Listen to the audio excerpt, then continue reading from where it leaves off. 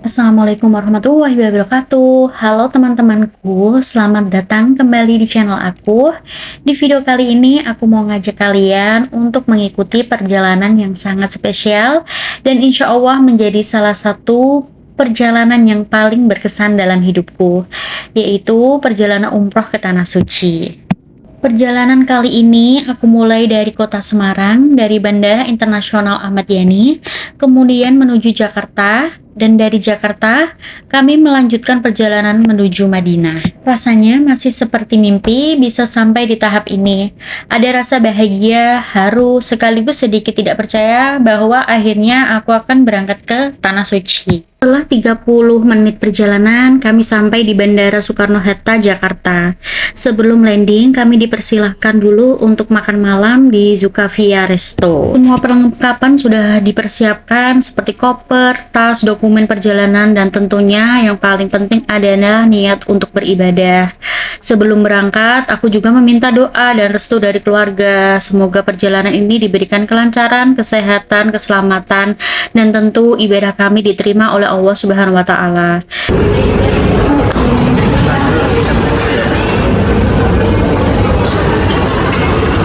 Apa ini ada kue tiaw, ada sayur, ada ikan, ada sop, ini nasi goreng. Silahkan makan. Oke. Recommended banget sih ini, ada ikan. Makanan bergizi.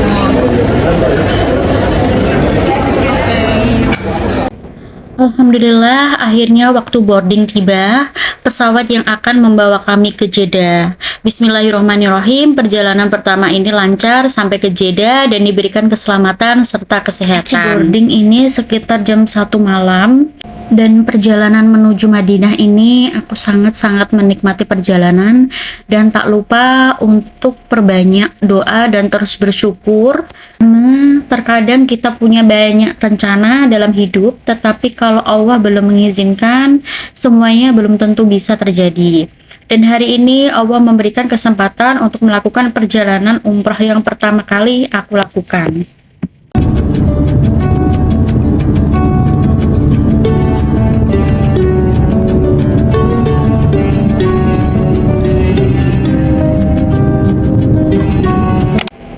Alhamdulillah, setelah perjalanan yang cukup panjang, akhirnya kami tiba di Madinah.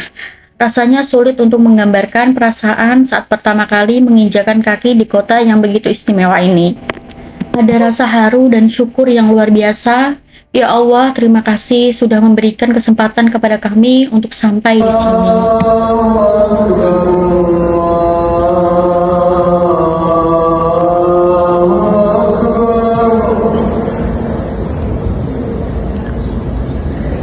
أشهد أن لا إله إلا الله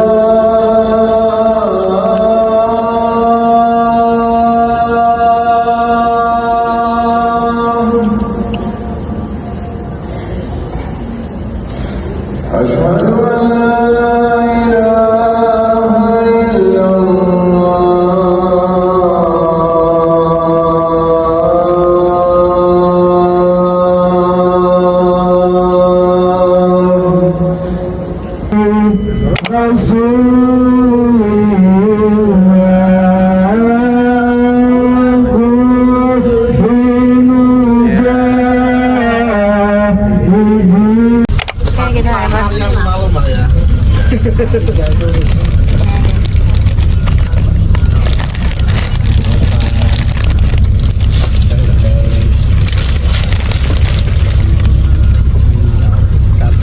Rasulullah takjub akan hal yang beliau lakukan, yaitu selalu menjaga wudhu dan selalu sholat 2 rakaat setelah wudhu.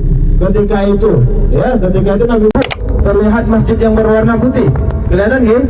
Nah, inilah dia Masjid Kuba, masjid yang pertama kali dibangun. Ustaz, apakah di posisi safnya yang laki? Nanti yang laki-laki monggo, boleh silakan. Ketika masuk masjid langsung boleh mengambil saf paling kanan tempat Rasulullah beristirahat. tempat Rasulullah tinggal selama 3 hari 3 malam. Kalaupun di sana penuh. Destinasi pertama yang kami kunjungi di Madinah adalah Masjid Quba. Masjid Quba memiliki sejarah yang sangat penting dalam perjalanan Rasulullah Shallallahu Alaihi Wasallam. Masjid ini juga dikenal sebagai masjid pertama yang dibangun oleh Rasulullah ketika beliau tiba di Madinah. Di sini juga kami berkesempatan untuk beribadah dan menikmati suasana masjid. Rasanya begitu tenang dan damai. Semoga setiap langkah kita menuju masjid ini menjadi amal kebaikan dan semoga Allah menerima semua ibadah kita.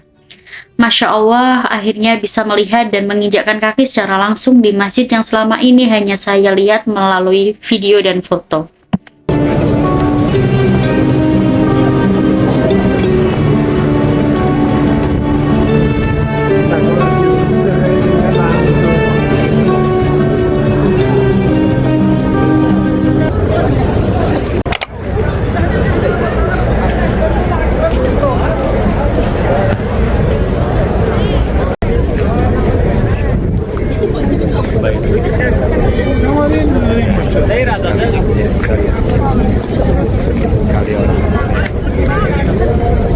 Wisatanya, kafe-kafe jadi banyak, mall-mallnya juga jadi banyak, biar menarik juga para wisatawan seperti itu. Nah, ini di sebelah kanan kita bisa lihat lebih dekat. Inilah dia Masjid Kiblatain. Kita tidak turun, mudah-mudahan nanti insya Allah di waktu yang akan datang Allah beri rezeki kita. Kalau waktunya lebih luang lagi kita bisa turun, ya bisa sholat di dalamnya, bisa lihat jadinya peperangan parit. Lalu parit-paritnya di mana Pak Ustadz? Mas Ustadz, 2 di antara tiang masjid itu adalah tempat penggalian paritnya. Dan juga kita lihat di sebelah kanan itu kayak ada bangunan kotak gitu. Kelihatan? Nah, atau di sebelah kiri juga ada kayak bangunan kotak itu. Nah, di situ yang kayak benteng ya. Nah, itu adalah tempat juga penggalian paritnya. Terakhir kita ke Gunung Uhud. Kita akan melihat lebih dekat daripada Gunung Uhud dan nanti akan diceritakan sejarah daripada Gunung Uhud dan juga peperangan Uhud setelah kita sudah makan kurma semuanya. Ya, alhamdulillah. Setelah dari Masjid Quba, perjalanan kami lanjutkan menuju salah satu kebun kurma di Madinah. Sampai di kebun kurma, ternyata menjual aneka oleh-oleh seperti berbagai macam kurma dan berbagai macam coklat. Sudah masuk tempat seperti ini, rasanya jadi bingung mau pilih yang mana. Aku mulai melihat-lihat berbagai macam coklat. Ada coklat dengan isian kurma, kacang, dan berbagai macam varian lain. Selain coklat, tentunya aku juga melihat berbagai jenis kurma yang bisa dibawa pulang. Karena ini perjalanan umroh, rasanya kurang lengkap kalau tidak membawa oleh-oleh untuk keluarga. Setelah puas berbelanja, sekarang waktunya istirahat dan makan. Datang ke Madinah pada bulan Desember, dan ternyata suasana di Madinah saat ini tuh dinginnya luar biasa. Udara terasa sangat dingin, apalagi kalau pagi dan malam hari. Bahkan saat perjalanan suhu terasa bisa mencapai sekitar minus 14 kalau dingin-dingin derajat. tahu dong apa yang ingin kita pesan? Ya betul, aku mau pesen bakso onta yang terkenal di Madinah dan di Mekah. Ini menjadi salah satu pengalaman kuliner yang cukup unik selama berada di Madinah. Biasanya kalau di Indonesia kita makan bakso sapi dan ayam, tetapi kali ini aku mendapatkan kesempatan untuk mencoba bakso yang dibuat dari daging onta. Dan Masya Allah sekali, suasana benar-benar berbeda. Di depan mata ada pohon-pohon kurma, udara Madinah yang sejuk dan dingin, kemudian menikmati semangkuk bakso hangat. Sederhana tetapi menjadi pengalaman yang pasti akan aku ingat di tengah perjalanan umroh seperti ini. Ternyata momen-momen sederhana justru bisa terasa sangat berkesan. Setelah makan, aku kembali menikmati suasana kebun kurma, melihat pohon-pohon kurma secara langsung, membuat aku semakin bersyukur karena bisa datang ke tempat ini. Apalagi sebelumnya mungkin kita hanya melihat kebun kurma dan foto atau video, dan sekarang bisa melihat secara langsung. Mana yang kita makan bakso onta? Enak, mungkin gak enak. Enak ya? Enak, masuk banget. Harganya yang nggak enak mungkin. Hah? Harganya yang nggak enak. Harganya yang mungkin nggak enak. Iya, harganya gak enak. Coba ya, kita coba.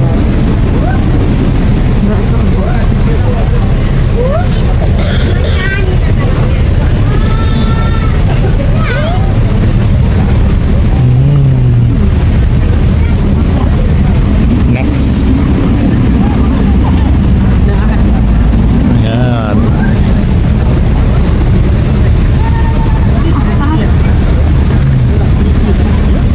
Dari kiri ujung sampai sana, ya, kecuali yang ada orang, inilah Jabal Uhud.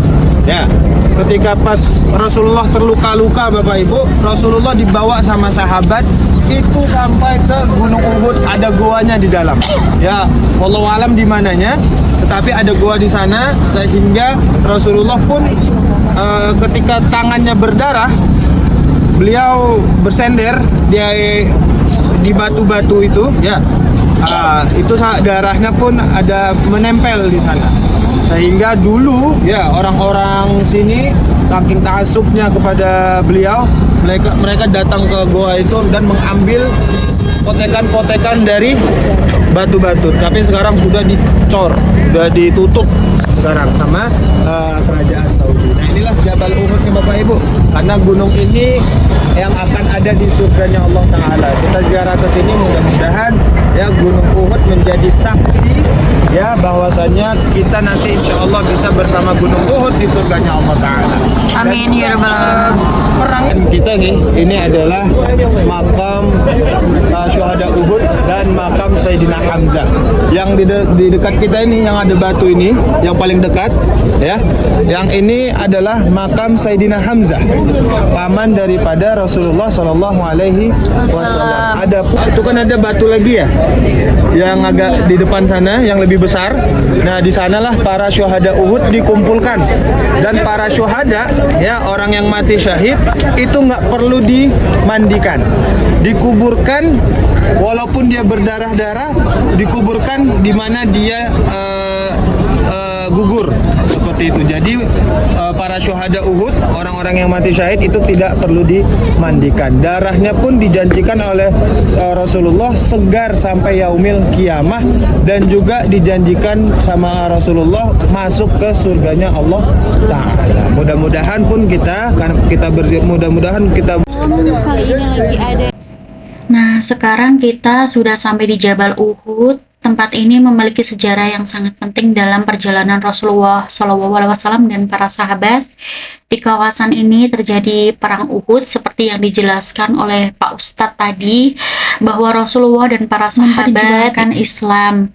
Dan Jabal Uhud itu adalah gunung yang dijanjikan Allah ada di surga. Dan kita juga berziarah di makam para sahabat, paman-paman Nabi dan keluarga Nabi di sini. Di sini saya banyak sekali bersyukur betapa beruntungnya bisa melihat dengan mata langsung Jabal Uhud dan berkeliling di sini, teringat bahwa perjuangan Bismillah bisa di surga dengan para sahabatnya tidaklah mudah. Banyak sekali pelajaran yang bisa kita ambil, terutama tentang kesabaran dan ketaatan, keberanian dan perjuangan. Masya Allah, perjalanan hari ini benar-benar memberikan pengalaman yang luar biasa, bukan hanya jalan-jalan dan memberi tempat baru, tetapi juga belajar sejarah Islam secara langsung di tempat yang memiliki begitu banyak cerita. Alhamdulillah, selesai sudah perjalanan kita hari ini. Di video berikutnya aku akan mengajak kalian untuk mengikuti perjalanan yang tentu sangat istimewa, yaitu menuju Raudhah Nabawi. Jadi jangan lupa ikuti terus perjalanan umrah aku. Sampai jumpa di video berikutnya, insya Allah di Raudhah ya.